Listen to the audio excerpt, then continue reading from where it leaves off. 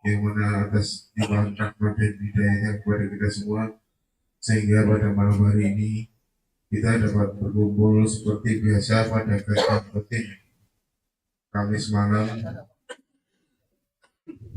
di Jumeirah dengan malam hari ini tema gerakan sia-sia dalam sholat yang berbicara Ustaz kita Ustadz Rosyid Abdul Rosida, dan tak lupa selawat serta salam senantiasa tercurah pada junjungan kita Nabi Muhammad Sallallahu Alaihi Wasallam yang kita tunggu-tunggu sahabatnya di awal. Tak perlu berlama-lama lagi kepada beliau Ustadz Rosyid Abdul Rosida, tafadhol maskur.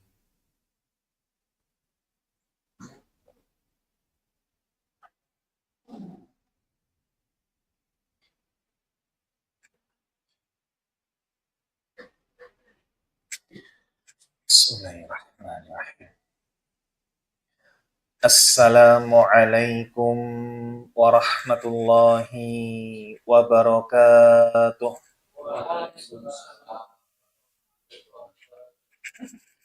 Alhamdulillah. Alhamdulillahilladzi bini'matihi tatimmus salihat wa bifadlihi ihtadal muhtadun. Allahumma salli wa sallim ala habibina wa qudwatina Muhammad sallallahu alaihi wa ala alihi wa sallam wa man sara ala nahjihi wa ihtada bihadihi wa da'a bida'watihi ila yaumiddin, amma ba'd. Alhamdulillah, ikhwatal iman, ahabakumullah, para jamaah sekalian, saudara-saudaraku yang mencintai sunnah dan dicintai oleh Allah Azza wa Jal. Sungguh bersyukur di malam hari ini Allah Subhanahu wa Ta'ala masih senantiasa melimpahkan nikmat dan rahmatnya kepada kita. Allah limpahkan kepada kita nikmat iman, nikmat aman, nikmat sehat maupun nikmat waktu luang. Dan Allah Subhanahu wa Ta'ala limpahkan pula rahmatnya berupa ketundukan hati, kelembutan hati, hingga dengan sadar kita memanfaatkan nikmat-nikmat yang ada dalam rangka ketaatan. Semoga duduknya kita, bermajelisnya kita pada malam hari ini tercatat di sisi Allah Azza wa Jalla sebagai ketaatan yang memperberat timbangan kebaikan kita di yaumil qiyamah. Salawat dan salam juga senantiasa kita haturkan pada junjungan kita bersama Nabiullah Muhammad sallallahu alaihi wa ala alihi wasallam, juga pada keluarga beliau, istri-istri beliau, sahabat-sahabat beliau, dan seluruh pengikut beliau yang senantiasa istiqamah menjalankan sunnah beliau sallallahu alaihi wa ala alihi wasallam.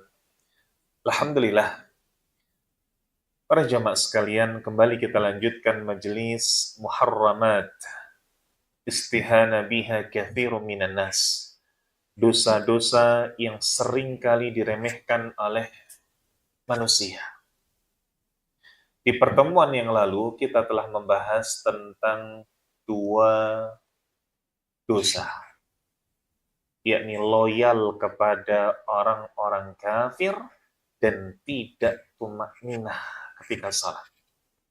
Ini merupakan pembahasan kita yang lalu. Ketika membahas tentang loyal kepada orang-orang kafir, berarti tidak wala, tidak totalitas dalam berkorban demi kemaslahatan kaum muslimin itu sendiri.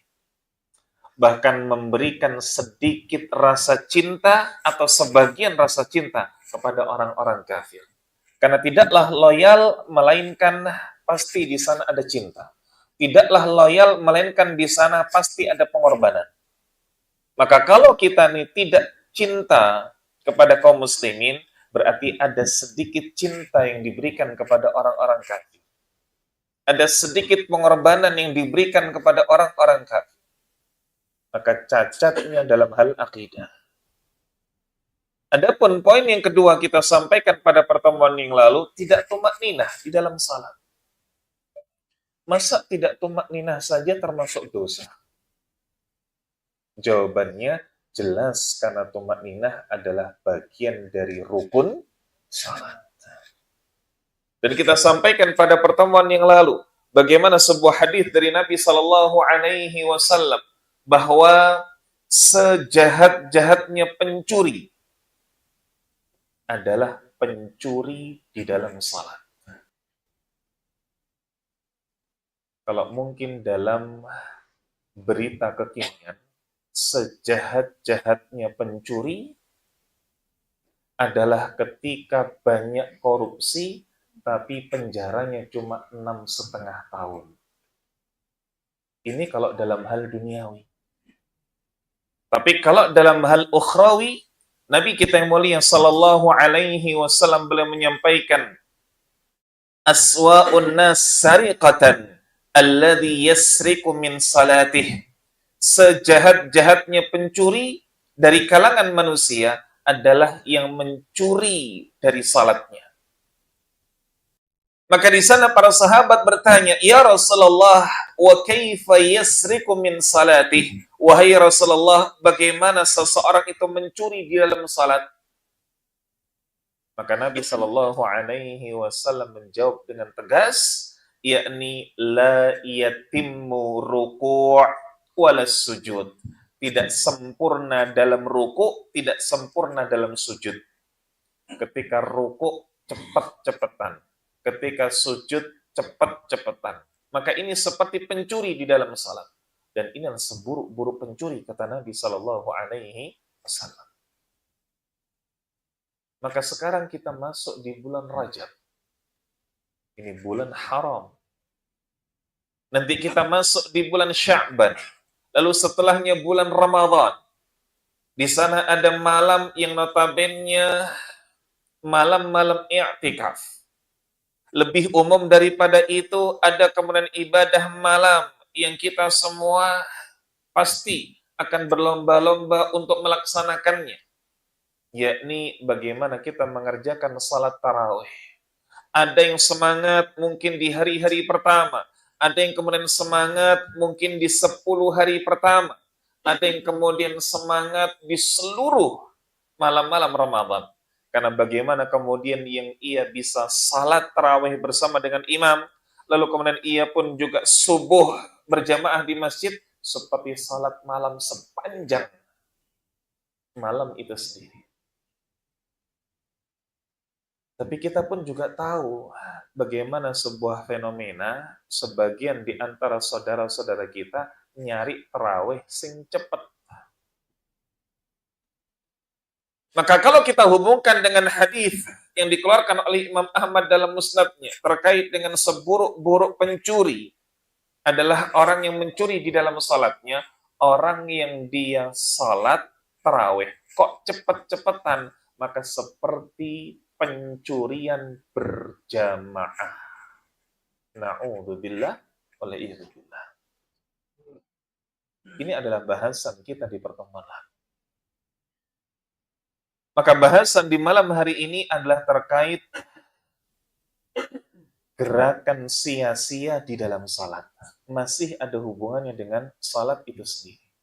Baik. Ikhwatal iman, ahbakumullah.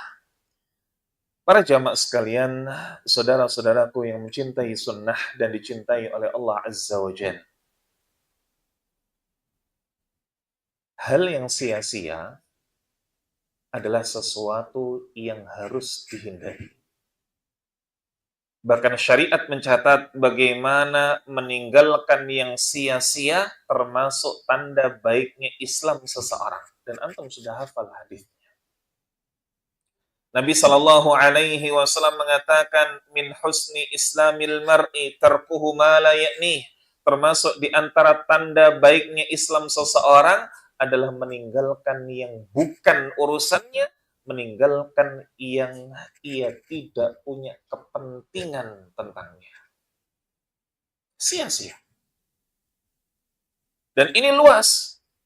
Para ulama menggolongkan bagaimana ini menjadi salah satu hadis yang sangat urgent untuk menopang kehidupan sosial. Kenapa tidak?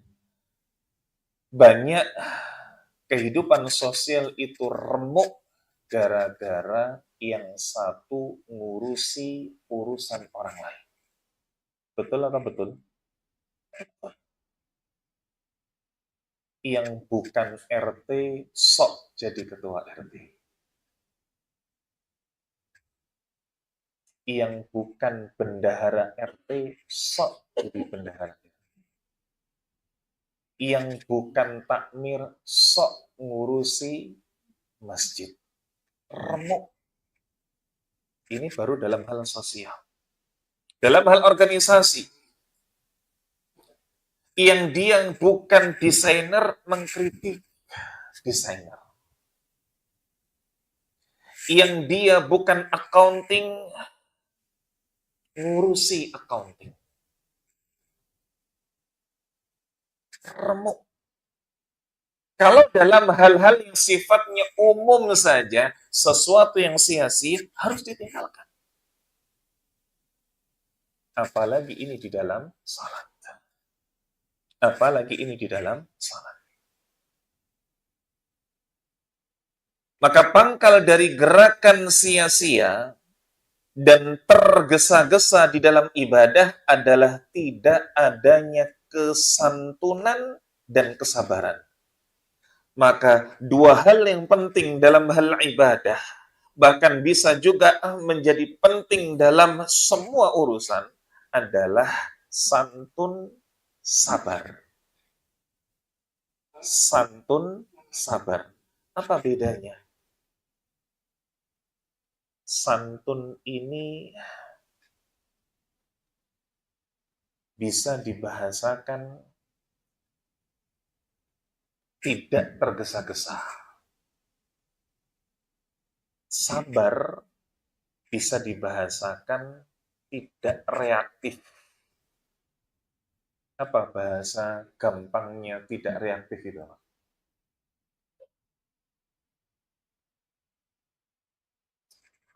Apa ya? Al-hilmu wal-ana. Al-hilm itu santun. Tidak gerusa-gerusu. Sabar bisa pula dimaknai tidak reaktif. Tidak gampang memutuskan sesuatu tanpa pertimbangan matang. Dalil dalam hal ini adalah apa yang terjadi dalam kisah Al-Mundhir Abdul Qais radhiyallahu an.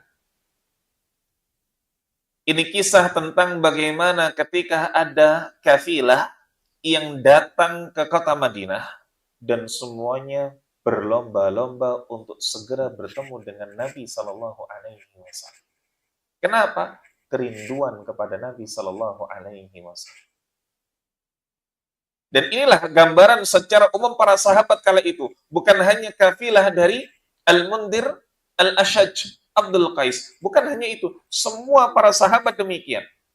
Kalau ada para sahabat yang tidak rindu dengan Nabi Sallallahu Alaihi Wasallam, dipertanyakan keimanan.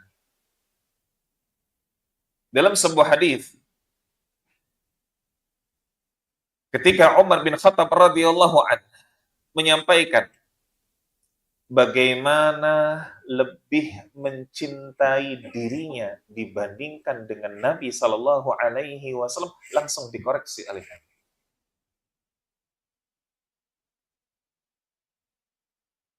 Bahkan lebih engkau cintai daripada dirimu sendiri, kata Nabi Sallallahu Alaihi Wasallam. Siapa yang lebih dicintai? Nabi Sallallahu Alaihi Wasallam. Maka kecintaan kepada Allah, kecintaan kepada Rasulullah Sallallahu Alaihi Wasallam ini harus lebih dibandingkan kecintaan daripada orang tua, daripada anak, bahkan daripada diri sendiri.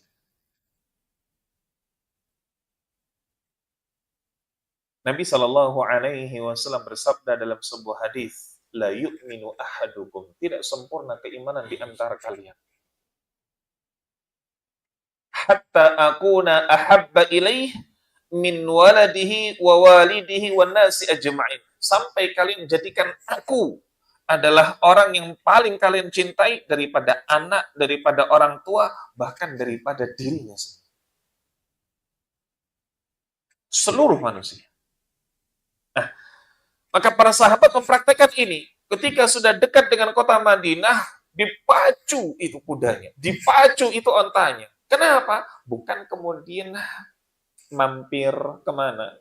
Ke rumahnya dulu, baru ketemu Kanjeng Nabi. Enggak, langsung pingin ketemu dengan Kanjeng Nabi Sallallahu Alaihi Wasallam. Maka disebutkan di sini,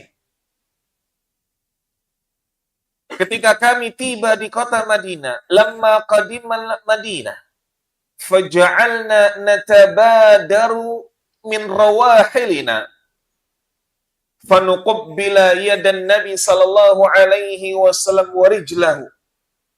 Ketika tiba di kota Madinah, kami berlomba-lomba memacu kendaraan kami menemui Nabi sallallahu alaihi wasallam, fanuqabbila yadan Nabi wa rijlahu. Sampai kami mencium tangan Nabi dan kaki Nabi.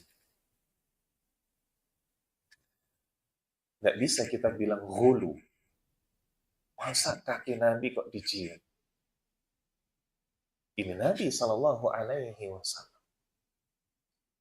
Yang bahkan bagaimana dalam kisah Ummu Sulaim, ibunda dari Anas bin Malik, ketika Nabi Shallallahu Alaihi Wasallam tidur di rumahnya Ummu Sulaim, lalu berkeringat dengan cepat. Ummu Sulaim ini meres. Apa? Kalau bahasa kita spray. Sampai kemudian keringatnya Nabi Shallallahu Alaihi Wasallam dikumpulkan, ditanya oleh Nabi Shallallahu Alaihi Wasallam, untuk apa wahai Ummu Sulaim?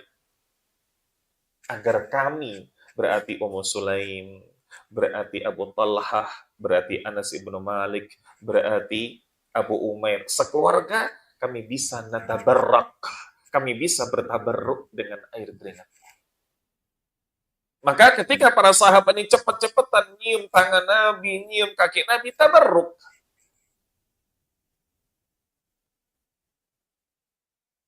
Nah, menariknya, dari semua rombongan yang cepat-cepat untuk bisa bertemu dengan Nabi Shallallahu Alaihi Wasallam, wantadhara al-Mundhir al-Ashaj.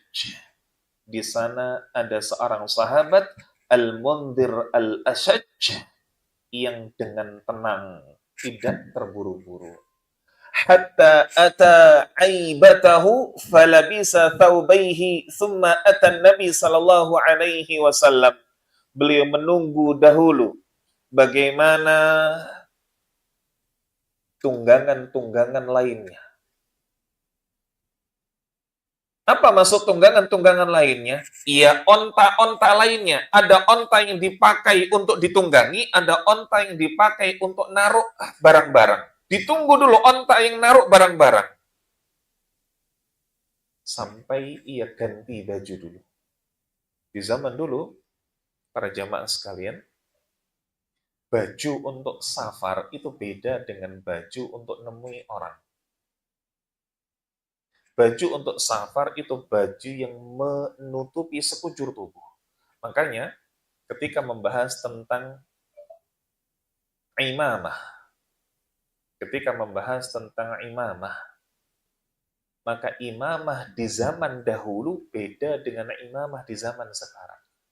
Surban di zaman dahulu itu beda dengan surban di zaman sekarang.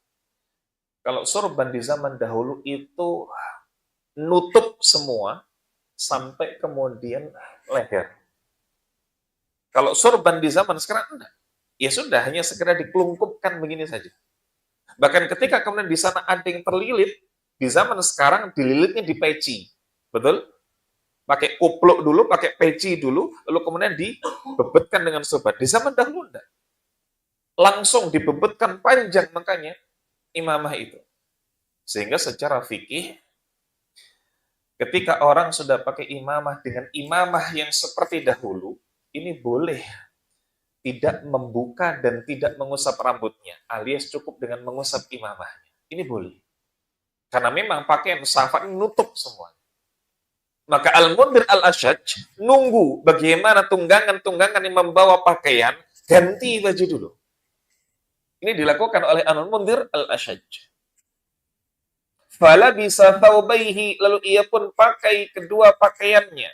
Yakni pakaian yang biasa digunakan untuk menemui seseorang. Ada atasan, ada bawahan.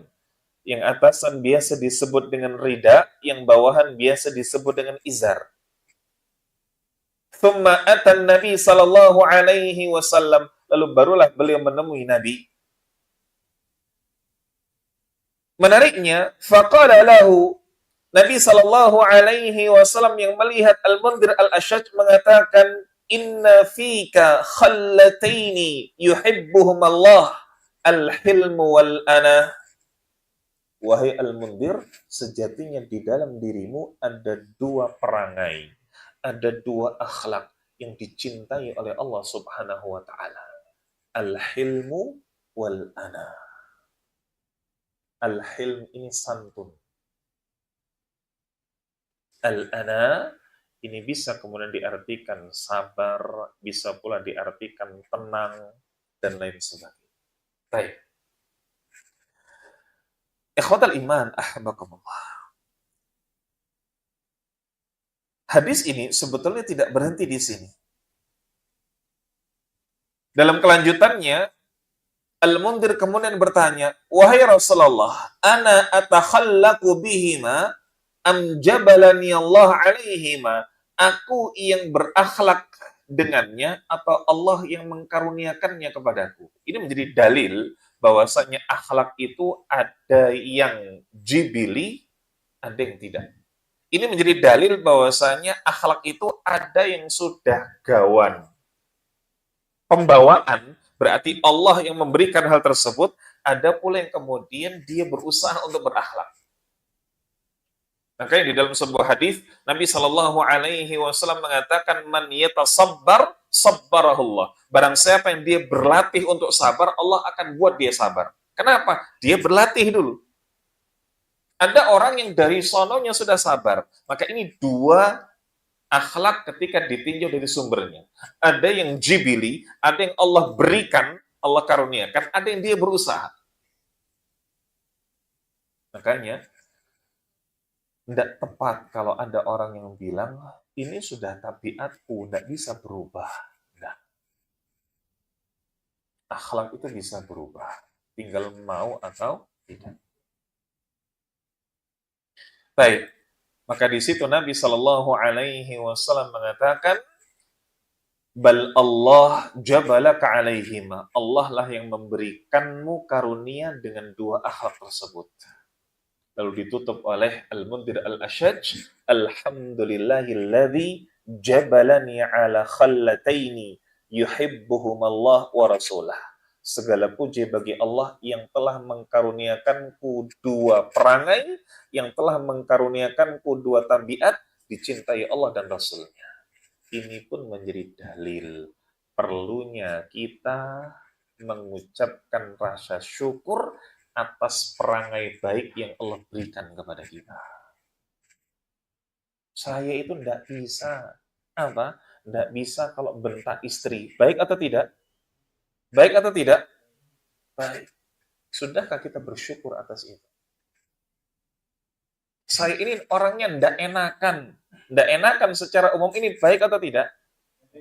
Baik. Sudah tidak kita bersyukur atas itu? Saya ini orangnya tidak bisa nolak permintaan. Baik atau tidak secara umum?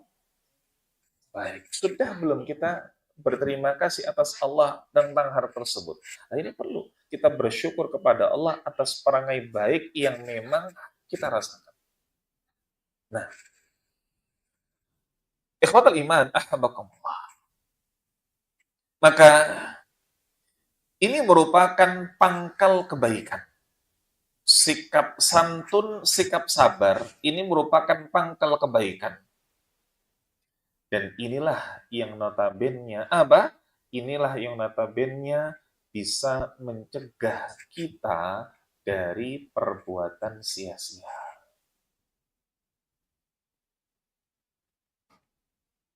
Baik.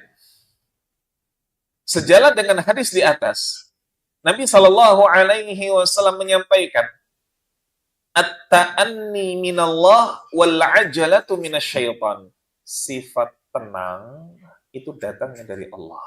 Sifat tergesa-gesa itu datangnya dari syaitan. Bedakan antara cepat, sur'ah, dan ajalah, tergesa-gesa. Beda. Kalau sur'ah ini cepat. Ajalah ini tergesa-gesa. Bahasa lainnya gerusa-gerusu. Apa yang membedakan? Sur'ah, cepat, ini kalau baik, maka dia tidak akan membuat PR. Ajalah, gerusa-gerusu, ini rata-rata membuat PR. Ada orang yang diminta untuk bersihkan meja. Yang satu sur'ah, yang satu ajalah.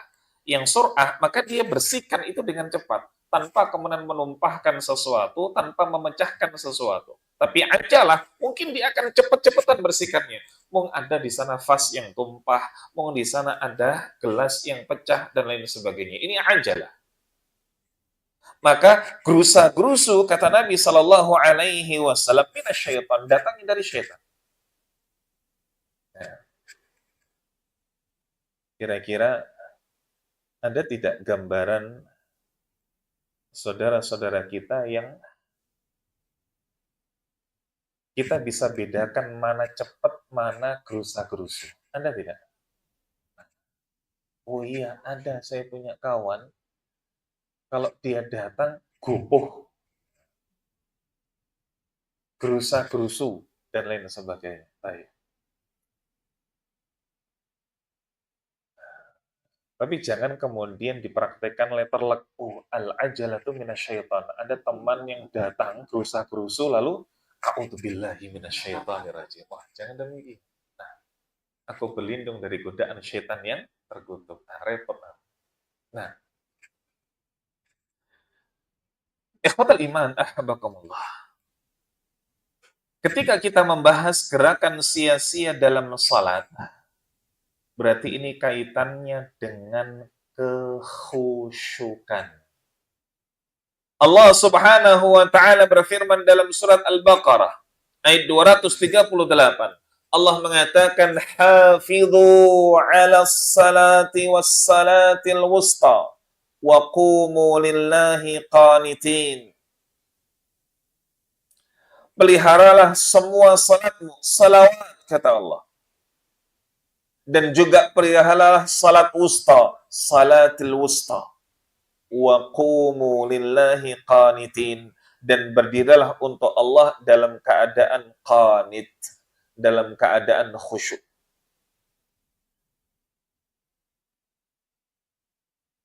Dalam firman Allah yang lainnya, di awal surat Al-Mu'minun, Allah Ta'ala mengatakan, Qad aflahal mu'minun, sungguh beruntunglah orang-orang yang beriman.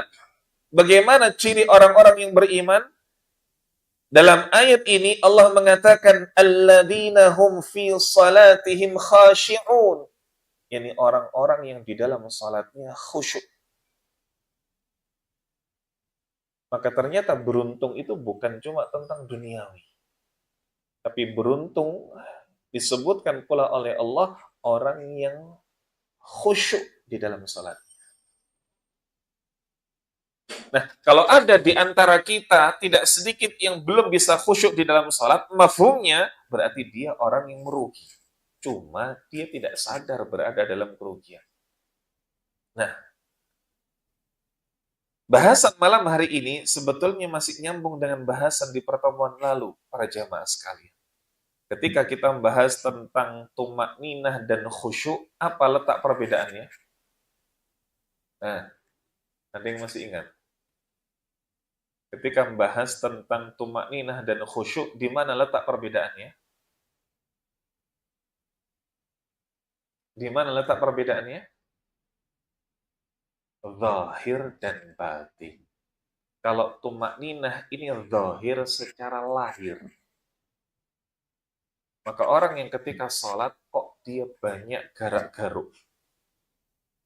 Garuk-garuk sini, garuk-garuk sana, dan lain sebagainya. Secara lahir dia tidak tenang, maka dia tidak tumakninah. Khusyuk itu tenang secara batin, tenang hatinya. Maka sangat mungkin orang yang khusyuk, ia berada di dalam keadaan lahir yang sejatinya mengenaskan. Contoh, bagaimana disebutkan dalam riwayat ketika para ribaut, orang-orang yang dia berjaga di perbatasan, tetap menunaikan sholat dengan khusyuk walaupun dengan terjangan panah. Kenapa? Karena ia sudah sampai pada tingkat tumakninah mengantarkannya kepada khusyuk. Sampai pada titik khusyuknya, walaupun kemudian lahirnya ini sudah tidak lagi kondusif, tetap bisa menjaga salat dengan baik. Ini kualitas khusyuk yang tinggi. Nah, maka semakin banyak gerakan di dalam salat, semakin susah seseorang untuk khusyuk.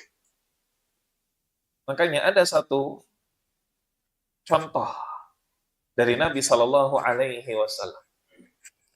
Ketika beliau ditanya tentang boleh atau tidak mengusap debu, mengusap kerikil saat hendak sujud. Tentu mana tidak dapati ketika pas mau sujud, kok tempat sujudnya ini ngeres. Maka apa yang biasa dilakukan? Disebul. Atau kemudian dibersihkan. Baik. Maka Nabi Shallallahu Alaihi Wasallam pernah ditanya, apa jawaban beliau? Beliau mengatakan, la tamsah wa anta tusalli. Jangan engkau usap kerikil ketika engkau sedang salat. Nanti dulu, ini masih koma. Lalu beliau lanjutkan, fa in kunta la budda fa'ilan, tapi kalau memang engkau harus melakukannya, misal karena memang di sana ada debu, misal di sana memang ada kerikil, bahkan kemudian kerikilnya ini kerikil yang tajam, harus melakukan. Apa kata Nabi Shallallahu Alaihi Wasallam? Fawahidatun taswiyatal hasa, maka cukup sekali, wahidah. Jangan bolak-balik, jangan berkali-kali. Cukup sekali. Bagaimanapun hasilnya, maka cukup sekali. Dari sekali itulah nanti kemudian engkau pelan-pelan di mana engkau letakkan kening. Cukup sekali. Ini kondisi di mana masjid di zaman dahulu masih beralaskan tanah, pasir. Nah, kalau sekarang yang notabene sudah lantai, yang notabene sudah karpet, kalaupun kemudian di sana ada yang kotor, maka jelas tidak akan sekotor tanah. Nah, baik. Maka ini termasuk gerakan sia-sia ketika banyak gerakan atau tidak tumakninah. Dalam bahasa yang lain yang kita sandingkan dengan Al-Mundhir Al-Asyad, tidak tenang, tidak hilm, kakean obah, kebanyakan gerak. Baik. Berikutnya, ada pula gerakan sia-sia lainnya di dalam salat. Bahkan bisa jadi ini levelnya di atas sia-sia, sampai pada terlarang. Apa itu? Mendahului imam. Atau membarengi imam. Dan syariat kita mengecam keras perbuatan seperti itu. Dalam hadis riwayat Imam Muslim, Nabi Shallallahu Alaihi Wasallam mengatakan, amma yakhsha alladzi yarfa'u ra'sahu qabla al-imam.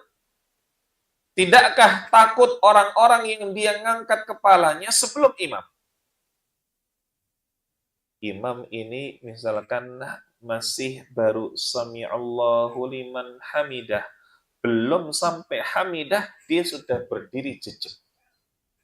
Amma yakhsha, tidakkah dia takut, kata Nabi sallallahu alaihi wasallam. Kenapa? Nabi menginformasikan apa yang akan terjadi bagi orang yang bersikap demikian, berperilaku demikian di hari kiamat. Sekedar mendahului imam, dalam tanda kutip, sekedar.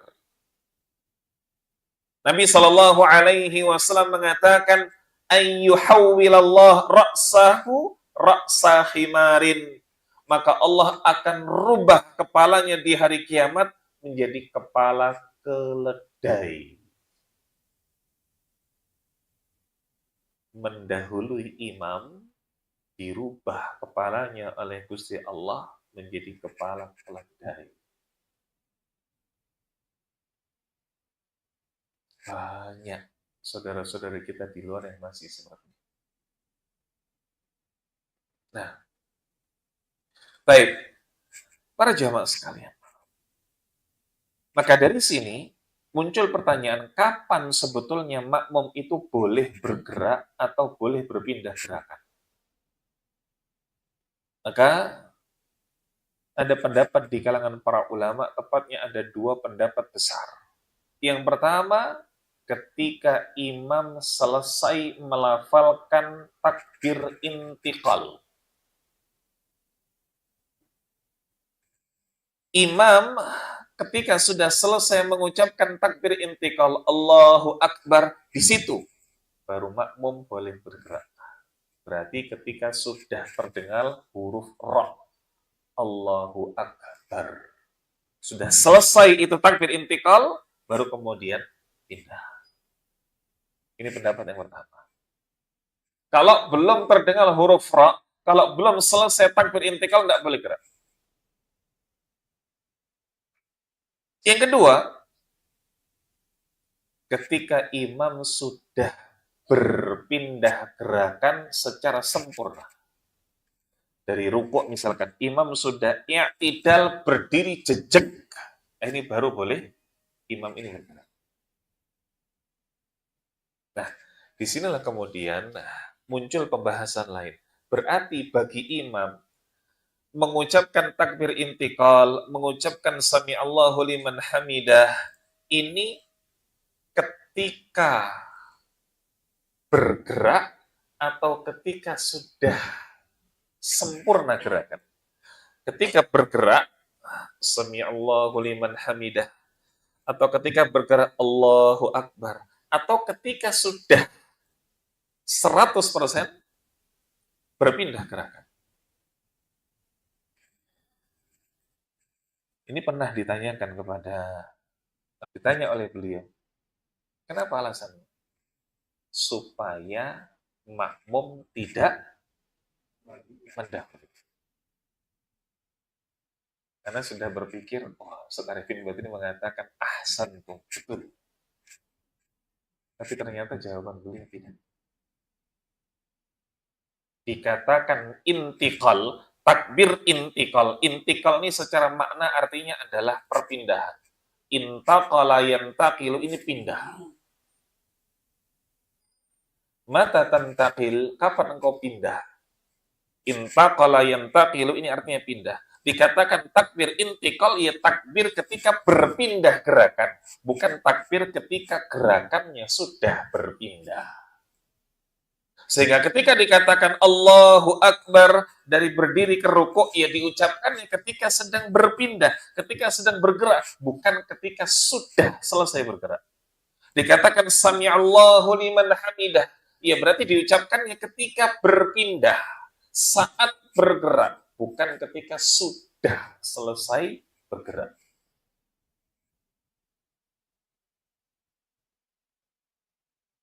Ketika kemudian ditanya, loh nanti kan akhirnya berpotensi untuk dibarengi makmum atau didahului makmum. Maka disitulah kemudian beliau menjelaskan itu adalah hisabnya makmum. Maka ada di sana hisabnya imam, ada di sana hisabnya makmum. Ada di sana seruan untuk imam, ada di sana seruan untuk makmum. Ada di sana aturan untuk imam, ada di sana aturan untuk makmum.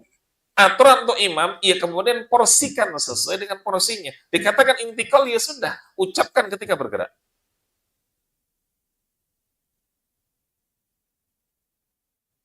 Bagi makmum, ya sudah, jangan sampai mendahului gerakan imam. Ini sudah sesuai dengan apa? Sesuai dengan tugas masing-masing. Tugasnya imam sendiri, tugasnya makmum sendiri.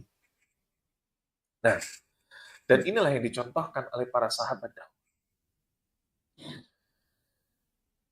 Sebagaimana disebutkan dalam hadis Al-Barra ibnu Azib radhiyallahu anhu.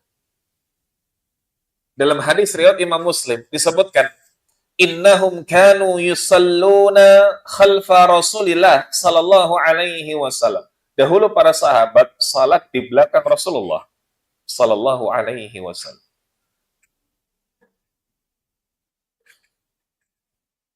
Fa idza rafa'a ra'sahu min ar-ruku' lam ara ahadan yahni dhahrahu hatta yada'a Rasulullah sallallahu alaihi wasallam jabhatahu 'alal ard. Ketika Nabi sallallahu alaihi wasallam rafa'a ra'sah, mengangkat kepalanya dari ruku'. Lam ara ahadan, kata Al-Barra ibnu Azib, aku tidak melihat seorang sahabat pun yang apa? Yang melengkungkan punggungnya alias semuanya tegap berdiri sampai Nabi sallallahu alaihi wasallam yada'a alaihi jabhatahu, sampai Nabi meletakkan keningnya. Berarti ketika Nabi Shallallahu Alaihi Wasallam sudah i'tidal dan para sahabat kemudian mengikuti i'tidal yang digambarkan oleh Barra ibnu Azib, saat Nabi Shallallahu Alaihi Wasallam ini sujud, tidak ada yang bergerak punggungnya, tidak ada yang kemudian nekuk punggungnya, apalagi kemudian sudah ancang-ancang mau sujud, tidak ada yang demikian sampai mendapati keningnya Nabi nempel sallallahu alaihi wasallam. Artinya sampai gerakan imam ini tuntas, baru kemudian makmum obah, baru kemudian makmum ini gerak. Ini disebutkan dalam hadis Barra ibnu Azib. Thumma yakhiru man wara'ahu sujjada, hingga orang-orang yang berada di belakang beliau semuanya bersungkur untuk sujud. Ketika sudah melihat dan ketika sudah mendapati Nabi ini menempelkan keningnya di tempat sujud.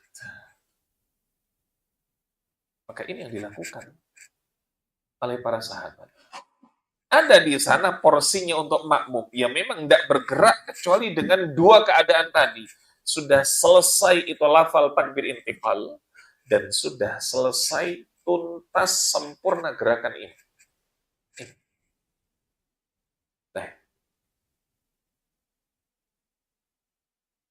Tapi Ustaz, kita melakukan seperti itu soalnya imamnya kelemak-kelemak. Imamnya sudah sepuh, Ustaz.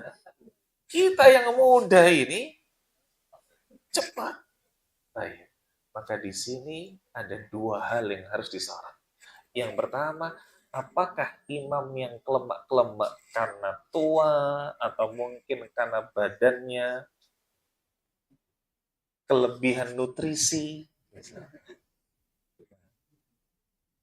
Anak keliru, anak tadi nggak lihat sana, mestinya malah. Baik. Entah karena sudah tua atau karena kelebihan nutrisi, apakah memang dia layak menjadi imam? Atau jangan-jangan dia dipilih jadi imam hanya karena tidak enakan saja. Sementara disebutkan di dalam hadis yang antum semua sudah tahu, dijadikan imam itu dengan syarat-syarat tertentu. Apa syarat-syarat tertentu? Yang pertama, aqra'ukum li kitabillah. Yang paling aqra' di antara kalian tentang kitabullah. Yang paling aqra' ini dari kata qira'ah. Yang paling kemudian banyak hafalannya, baik bacaannya, paham maknanya. Kalau dalam bahasa sederhana, yang paling mesra hubungannya sama Al-Quran. Tidak mungkin orang dia banyak hafalan kalau dia nggak banyak berinteraksi dengan Al-Quran. Tidak mungkin dia baik bacaannya kalau dia nggak banyak interaksi dengan Al-Quran. Tidak mungkin dia paham maknanya kalau dia nggak banyak interaksi dengan Al-Quran. Oke, sering Anda bahasakan yang paling mesra hubungannya dengan Al-Quran. Ini syarat yang pertama. Kata Nabi, fa'inhum fi qira'atin sawa fa'a'lamuhum bisunnah. Kalau ternyata yang bacaannya baik itu sama, ada 2 orang kah, ada 3 orang kah, fa'a'lamuhum bisunnah, yang paling paham tentang sunnah. Dan paling paham tentang sunnah ini bukan berarti apa? Bukan berarti yang paling banyak hafalan hadisnya. As-sunnatu hiya ad-din. Sunnah itu agama. Yang paling paham tentang fikih kalau bahasa lain. Muncul pertanyaan, apakah di sini yang paling paham tentang fikih salat? Tidak, fikih secara umum. Paling paham secara agama. Apa artinya kalau kemudian di sana ada orang yang paham tentang sifat salat Nabi, paham tentang sifat salat Nabi, tapi ternyata dia tidak paham tentang akidah. Apa artinya? Maka, a'lamuhum bis sunnah ini paham tentang sunnah secara umum. Kalau ternyata dalam pemahaman sunnahnya sama, ada 2 orang, 3 orang, maka Nabi Shallallahu Alaihi Wasallam mengatakan aqdamuhum hijrah, yang paling duluan hijrah. Apa yang dimaksud paling duluan hijrah? Paling duluan jadi orang soleh, paling duluan istiqamah. Ada orang yang dia solehnya sejak kapan? Saya soleh itu sejak kecil, Ustaz. Kenapa kok sejak kecil? Oh, saya dipanggilnya soleh, Ustaz. Nama saya Muhammad Soleh. Bukan ini maksudnya. Sejak kapan dia istiqomah? Sejak kecil, karena alhamdulillah saya mungkin tinggal di lingkungan pesantren, saya mungkin dididik di keluarga yang taat kepada Allah. Ini kalau dibandingkan di sana, sejak kapan engkau soleh? Saya soleh sejak ngaji di Joglo RA. Bisa. Maka dengan perbedaan sejak kapan solehnya, kita bisa tahu, oh berarti sama-sama bacaannya, sama-sama hafalannya, sama-sama pemahaman sunnahnya, tapi yang satu solehnya sejak kecil, ya sudah dia yang jadi imam. Tapi kok ternyata sama-sama solehnya ini bareng-bareng sejak kecil, wong tonggoan Ustaz, sama-sama tetangga, sama-sama tinggal di pesantren dan lain sebagainya, sama-sama. Maka baru kemudian yang keempat, yang terakhir, aqdamuhum sinnan, yang paling tua. Nah, bisa jadi orang yang kemudian dia beralasan, saya kenapa mendahului imam? Ya karena imamnya kelemak-kelemak. Mungkin kembali salahnya justru kepada diri sendiri. Kenapa Anda pilih imam yang kelemak-kelemak? Padahal di sana ada yang lebih layak jadi imam. Nah, bisa jadi salahnya adalah kepada diri sendiri. Atau yang kedua, karena memang dia sebagai makmum tidak sabaran. Dan ada hadis yang menjelaskan tentang hal ini. Ini hadis ketika Nabi Shallallahu Alaihi Wasallam sudah berada di penghujung usia. Ini hadis yang secara tarikh, secara sejarah, ini ada ketika Nabi Shallallahu Alaihi Wasallam sudah uzur dan gerakannya sudah lambat. Dalam hadis yang dikeluarkan oleh Imam Al-Baihaqi, Nabi Shallallahu Alaihi Wasallam mengingatkan para sahabat yang salat di belakangnya. Perhatikan, beliau mengatakan, "Ayyuhan nas, wahai kalian para sahabatku, ini qad badantu. Sejatinya aku ini sudah lanjut usia. Fala tasbikuni birruku'i was sujud. Maka jangan kalian dahului aku dalam ruku, jangan kalian dahului aku dalam sujud." Ini langsung disampaikan oleh Nabi Shallallahu Alaihi Wasallam. Seakan-akan beliau mengatakan, aku ini sudah tua, aku ini sudah lambat gerakannya, tapi kalian tetap jangan dahului aku saat rukuk, jangan dahului aku saat sujud. Ceto dari Nabi Shallallahu Alaihi Wasallam. Maka tidak ada kok kemudian alasan saya mendahului imam gara-gara dia kelemak-kelemak. Tidak ada. Dahulu Nabi Shallallahu Alaihi Wasallam pernah berada di fase itu, di mana beliau ini ketika bergerak ini pelan, di mana ketika beliau bergerak ini lamban, ada di fase itu, dan para sahabat tetap dengan keilmuan yang telah diajarkan oleh Nabi, tidak mendahului imam. Kenapa? Tadi kita sudah sampaikan di awal, mendahului imam, ini nanti di hari kiamat wajahnya dirubah menjadi wajah apa? Dirubah menjadi wajah keledai. Nah, meh aja kedelai. Wallahu a'lam bishawab. Ini mungkin para jamaah sekalian, saudara-saudaraku sekalian yang mencintai sunnah dan dicintai oleh Allah Azza wa Jal, terkait dengan apa? Terkait dengan bahasan kita di malam hari ini. Insya Allah di pertemuan mendatang kita akan lanjutkan, yakni terkait dengan larangan masuk masjid dalam keadaan apa? Beraroma tidak sedap. Wallahu a'lam bishawab. Baik. Sampai di sini ada pertanyaan? Kita batasi bicara. Kalau perpindahannya mulai dari gerak, berarti lama dong takbirnya. Dari berdiri sampai sujud misalnya. Berarti Allah Akbar. Lama kalau mulai dari bergerak. Tadi Ustaz mulai bergerak. Nah, alhamdulillah salatu wassalamu ala Rasulillah. Kalau dikatakan takbir intiqal, yakni takbir ketika bergerak, maka poinnya adalah intiqal, bergerak. Dan bergerak ini tidak harus dari start sampai finish. Baik. Ana bahasakan. Ini kopi. Bergerak dari sini ke sini. Baik. Ini kopi, bergerak dari sini ke sini. Maka, salah tidak ketika seseorang ini, ketika dia gerakan kopi di tengah-tengah, lalu dia mengucapkan Allahu Akbar. Salah tidak? Tidak. Ketika seseorang ini dari berdiri ke ruku, punggungnya ketika di sini Allahu Akbar. Salah tidak? Tidak salah. Ini ketika intiqal.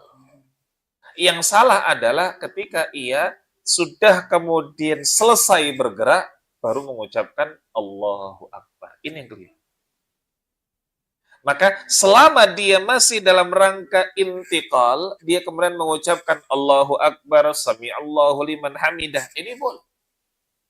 Dan tidak harus kemudian dari awal sampai akhir. Tidak harus. Baik, Ana tambahkan pertanyaan.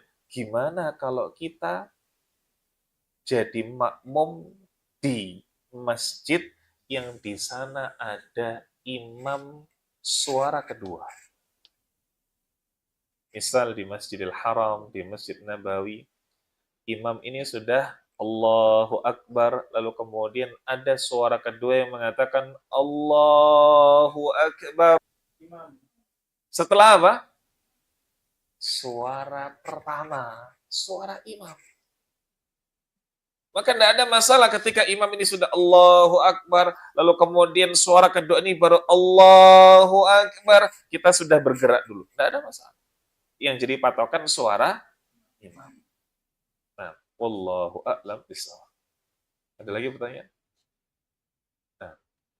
Yang bertanya, Ustaz, misal kita jadi makmum, terus imamnya dia takbir iqamah, ya belum selesai kayak sujud gitu. Biasanya sujud sih Ustaz, kalau imam di masjid anak itu.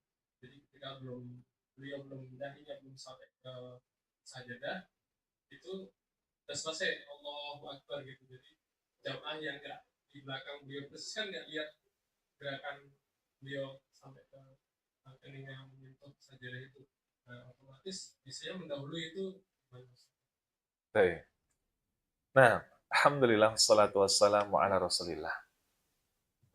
Bagaimana ketika disebutkan dalam hadis Barra ibnu Azib radhiyallahu an, ketika Nabi Shallallahu Alaihi Wasallam ini dari berdiri ke sujud, para sahabat tidak ada yang bengkokkan punggung, melainkan sampai kening Nabi ini menyentuh tanah. Bagaimana ini bisa dilakukan oleh semua sahabat, sementara di zaman sekarang mungkin saf depan bisa, tapi tidak dengan saf belakang. Saf depan bisa ngelihat imam, saf belakang tidak bisa ngelihat imam. Maka bagaimana yang seperti ini? Berarti saf belakang tidak paham sunnah. Atau ada ketika kemudian di sana saf belakang dia sudah bergerak. Kenapa kok sudah bergerak? Saya ngelihat ada saf depan yang begitu. Berarti saf depannya tidak paham sunnah. Tapi kalau satu masjid ini kenal semua dengan sunnah, saf depan yang ngelihat bagaimana imam, maka saf depan tidak bergerak dulu. Saf belakang pun juga begitu. Oh, saya tidak bisa ngelihat imam, tapi saya bisa ngelihat saf depan. Saf depan belum bergerak, ya saya sudah nggak bergerak. Nah, maka sebetulnya ini juga menjadi sebuah seruan bagi kita untuk apa? Untuk dakwah. Tidak usah kemudian dianggap sebagai beban yang berat. Kita ada orang yang di sebelah kita, sholatnya kok sering barengi imam, apalagi sering dahulu imam. Ya sudah kita sampaikan aja. Ya akhi, wajahmu ini tampan rupawan. Sayang, eman, lek sesuk dadi wajah keledai. Lo kok iso? Iya. Percuma engkau punya lesung pipi di sini. Nah, percuma engkau punya tompel di sini. Percuma engkau mungkin belak tengah. Percuma engkau mungkin apapun lah itu yang dijadikan sebagai simbol kemanisan, kegantengan, dan lain sebagainya. Kalau nanti akhirnya berubah jadi keledai. Kok bisa? Siapapun, setampan apapun, kalau kemudian dia mendahului imam, dirubah wajahnya jadi wajah keledai. Oh begitu, kok bisa? Gimana cara belajarnya? Gimana cara nyari taunya? Makanya datang setiap hari Kamis malam ke Joglo. Kan syiar itu jadinya. Wallahu a'lam. Itu maksudnya itu kita harus lihat saf depan atau gimana? Yang takbir itu. Baik. Kan kita saf kedua nih. Kita kan nggak tahu imam ini ruku atau itidal atau sujud, kan nggak tahu. Baik. Soal jamin. Pertanyaan yang bagus. Bagaimana kalau kita tidak bisa ngelihat? Kita nggak bisa ngelihat saf depan, atau bahkan nyun sewu, lebih ekstrim lagi, kita punya keterbatasan penglihatan. Gimana yang seperti itu? Tadi sudah disampaikan oleh para ulama ada dua cara. Yang pertama, apa? Sampai selesai lafal takbir intiqal. Allahu Akbar. Roknya ini sampai kita dengar. Sami Allahu liman hamidah. Berarti sampai haknya ini kita dengar. Selesai dia mengucapkan ini, baru kemudian kita ikut bergerak. Atau kalau kita bisa melihat, ya kita lihat gerakan imam sudah sempurna. Jangan ketika imam ini sudah Allah masih Allahu Akbar, belum Allahu Akbar selesai kita sudah duluan sujud. Jangan sampai demikian. Maka apa yang kemudian disampaikan oleh para ulama ini sebenarnya sudah detail sekali. Bagaimana yang bisa melihat, maka dia bisa menjadikan gerakan imam jadi tolak ukur.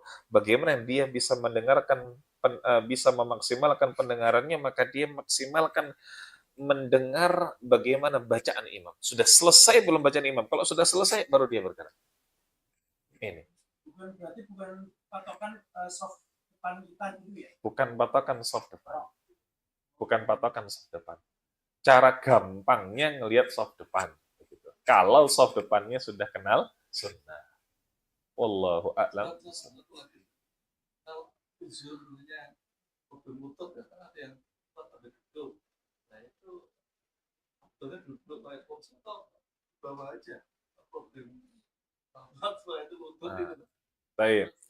Nah, alhamdulillah wassalatu wassalamu ala Rasulillah. Bagaimana kalau yang dia salat memang butuh kursi?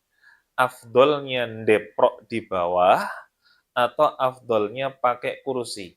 Nah, maka tingkat keafdolan berbanding lurus dengan fasilitas. Tingkat keafdolan berbanding lurus dengan fasilitas. Kalau kemudian tidak ada fasilitas kursi, ya sudah ndeprok. Nah, kalau kemudian ada di sana kursi, ya sudah pakai kursi. Bergantung saja. Yang demikian tidak perlu apa? Tidak perlu dibuat ribet begitu. Ketika memang seperti di Masjidil Haram, di Masjid Nabawi, yang di sana notabene banyak apa? Banyak kursi. Ya sudah. Kalau ada kursi, kenapa kok kemudian kita ndeprok? Nabi kita yang mulia sallallahu alaihi wasallam ketika dipilihkan dengan di antara dua pilihan, dihadapkan dengan di antara dua pilihan, beliau akan memilih yang aisar wa ashal, yang paling mudah. Ini sifatnya Nabi sallallahu alaihi wasallam. Nah, saya kursi duduk terus atau pasti bisa. Dia kan problem cuma sujudnya aja. Nah. Baik. Bagaimana kalau seseorang punya keterbatasan duduk, tapi dia tidak punya keterbatasan untuk berdiri? Dia bisa berdiri dengan sempurna, tapi kalau dia duduk, dia sulit. Kenapa? Karena sulit, ia harus mungkin nekuk, mungkin harus bertumpu, dan lain sebagainya.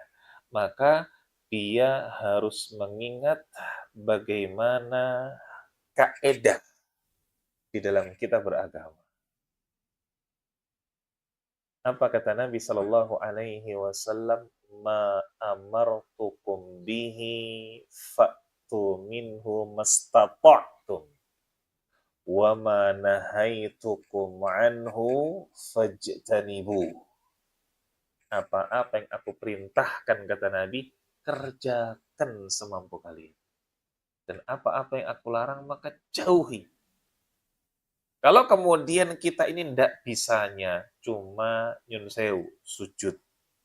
Karena mungkin ketika sujud, dengkul kita buat tumpuan.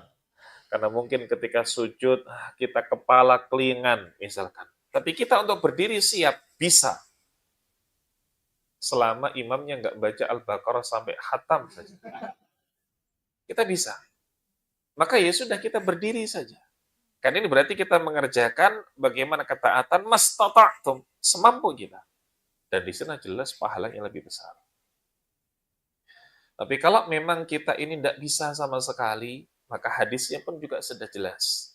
Shalli qa'iman, salatlah dengan berdiri. Fa in lam yastati' fa qa'idan. Kalau tidak bisa ya sudah dengan duduk. Fa in lam yastati' fa 'ala jambin. Kalau tidak bisa pun juga silakan dengan berbaring. Ini bagi yang sudah semuanya tidak bisa. Begitu. Wallahu a'lam bishawab. Nah. Ada lagi pertanyaan? Bismillahirrahmanirrahim. Saya bertanya, kalau makmum itu ada ancamannya jika menyamai itu mendahului, gimana dengan imam yang menyebabkan makmum itu menjadi mundur atau menyamai. Jadi pada waktu dia tabatuk atau itu belum selesai dia sempurna tapi udah selesai misalnya Allah Akbar baru dia turun gitu, dan apa ya konsekuensi imam itu yang dia penyebab jadi makmum itu menjadi melanggar atau terancam itu. Baik. Jadi belum selesai takbirnya, belum selesai tapi udah selesai, pokoknya udah terbaca. Baik. Alhamdulillah, wassalatu wassalamu ala rasulillah wa ala alihi wa sahbihi wa mawalah wa la hawla wa la quwwata illa billah. Nah, syariat Islam ini dibangun berdasarkan dalil. Dan ketika berdasarkan dalil, tidak semuanya bisa utak-atik gatuk. Kalau imam begini, apakah juga dibeginikan sebagaimana makmum? Qiyas ini tidak bisa kemudian diberlakukan secara umum. Ada di sana dalam bahasan usul fiqh qiyas ma'al farid, qiyas yang tidak nyambung. Seperti misalkan, Ustadz, kalau di sana ada seorang istri yang dia menolak untuk melayani suaminya, dilaknat sama malaikat sampai subuh. Kira-kira kalau ada suami yang menolak ajakan istri, bisa nggak dia dilaknat sama bidadari? Maka ini jelas nggak bisa. Maka ketika disebutkan dalam hadis, bagaimana seorang makmum yang dia mendahului imam, dia akan dirubah wajahnya dengan wajah keledai. Bagaimana dengan imam? Tidak disebutkan di sana nas yang demikian. Lalu apa sanksinya? Apa hukumannya? Ya kita bisa katakan wallahu a'lam. Tapi pertanyaan yang kemudian harus digarisbawahi adalah, kalaupun imam dia ini rukuk misalkan, Allahu Akbar, baru kemudian rukuk. I'tidal misalkan, Sami Allahu liman hamidah, baru begini. Imam ketika seperti ini kan imam yang, apa istilahnya? Ini imam sing jelahi, Ustaz. Ini pertanyaan yang jelahi menurut siapa?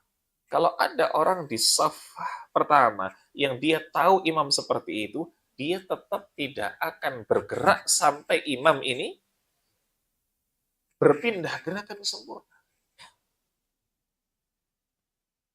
Ketika makmum ini di saf pertama tahu, makmum tidak akan bergerak sampai imam ini bergerak, berpindah gerakan dengan sempurna. Makanya tadi yang disampaikan oleh guru kita bersama, Ustadzuna, bagaimana Ustadz Arifin Badri rahimahullah, hafidhahullah, ada di sana tugasnya imam, ada di sana tugasnya makmum. Ada di sana beban yang ditujukan untuk imam, ada di sana beban yang ditujukan untuk makmum. Maka masing-masing sudah menjaga kewajibannya masing-masing. Imam ketika memang dia diperintahkan untuk apa? Untuk mengucapkan takbir intiqal, mestinya adalah ketika bergerak. Kok kemudian dia ini sudah selesai takbir intiqal, baru bergerak. Sementara makmum, hadisnya jelas. Nabi Shallallahu Alaihi Wasallam mengatakan, la tasbiquni fir ruku'i was sujud. Aku sudah lemah, tapi jangan kalian dahului rukuk maupun sujud dariku. Ya sudah, makmum pun juga dengan bebannya, dengan kewajibannya, tidak mendahului imam, terlepas kalau imam salah. Terlepas kalau imam salah. Kan secara hukum asal kita ini mengikuti imam, ini kan tidak di semua gerakan. Betul tidak? Kalau imam misalkan, masa antum juga imam ngupil, antum ikut ngupil, kan enggak. Kita mendahului, kita mengikuti imam ini dalam gerakan-gerakan yang notabene rukun. Makanya para ulama tidak pernah mempermasalahkan ketika imam ini misal sendakapnya di dada, sendakapnya di sini. Apakah makmum harus sama? Ketika imam ini menggerakkan jari jemari atau kemudian tidak menggerakkan jari jemari, tidak ada kemudian bahasan para ulama harus imam ini sama dengan makmum termasuk dalam hal gerakan. Tidak ada. Imam ini sujudnya mendahulukan lutut daripada tangan, maka makmum harus demikian. Tidak ada. Karena itu bukan rukun. Itu bukan rukun. Wallahu a'lam bishawab. Nah. Baik, pertanyaan terakhir. Fadhal Pak Iwan. Assalamualaikum. Saya itu safar ke Bandung kan. Itu sholat di kayak di Bandung itu imamnya itu kalau pas takbir di itu dia nggak ada akbarnya kan. Kalau itu pas kan posisi imam itu terang apa kan. Jadi anak itu nggak bisa lihat gerakan kita. Apa di imam ini akhirnya anak itu patokan yang kanan. Betul enggak? Akhirnya kesininya saya ikutnya di belakangnya imam itu. Nah itu cara untuk nasihatinnya apa bilang kayak Ustaz tadi salahnya lupa dari Baik. Alhamdulillah, wassalatu wassalamu ala rasulillah. Ada yang takbir intiqalnya cuma Allah saja, Pak. ya. Ada ya, Mak?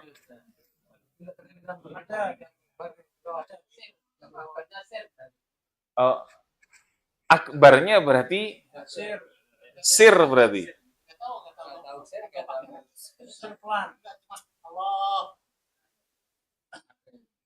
Ada begitu? Baik. Nah, Anda baru dapat ini. Tapi ala kulli hal, kalau kemudian ada yang imamnya nih Allahu Akbar, kok cuma Allah, misalkan gitu. Ya jelas ini keliru. Dan perlu dicatat, kita sudah pernah, kita belum bahas masalah wajib salat ya. Wajib salat itu, kewajiban salat yang notabene setelah rukun. Kalau rukun kan meninggalkannya, maka batal. Wajib ketika meninggalkannya, maka harus sujud sahwi. Wajib salat itu, tasyahud awal itu wajib salat. Takbir siwa takbiratul ihram itu wajib salat. Bacaan sami Allahu liman hamidah itu wajib salat. Maka kalau kemudian takbir intiqal dia tidak lafalkan, maka dia bermasalah pada wajibnya salat. Dan wajibnya salat ini secara hukum asal memang dia kalaupun akhirnya terluput, dia tidak perlu mengulangi, cukup sujud sahwi. Tapi ada catatan. Para ulama menyebutkan, dia ini tidak akan membatalkan salat ketika sahwun. Makanya dikatakan sujud sahwi. Apa artinya sahwun? Apa artinya sahwun? Lupa. Orang kalau dia sengaja tidak meninggalkan yang wajib, sengaja meninggalkan yang wajib. Contoh, mau sholat maghrib, lalu dia pasang niat, saya nanti rakaat kedua saya tidak tasyahud. Saya niat tidak tasyahud, tapi nanti sebelum salam saya niat sujud sahwi. Orang kalau dia sudah niat seperti itu, batal salatnya. Nggak bisa sujud sahwi. Namanya saja sujud sahwi. Sahwun itu karena dia lupa. Maka kalau dia menyengaja niatkan untuk tidak melakukan wajib, batal. Hati-hati itu, konsekuensinya besar. Ketika dia tidak mengucapkan takbir intiqal, cuma Allah saja, bukan Allahu Akbar. Ini musibah, ini masalah. Bisa jadi salatnya tidak sah. Nah, ketika memang dia sengaja melakukan itu, hati-hati. Makanya makmumnya tetap sah. Makmumnya tetap sah. Cuma ya perlu kemudian dituturi baik-baik. Nah, perlu dituturi baik-baik. Nah, tapi kalau orangnya di Bandung nggak usah perlu datang ke Joglo RA. Nah, wallahu a'lam bisa.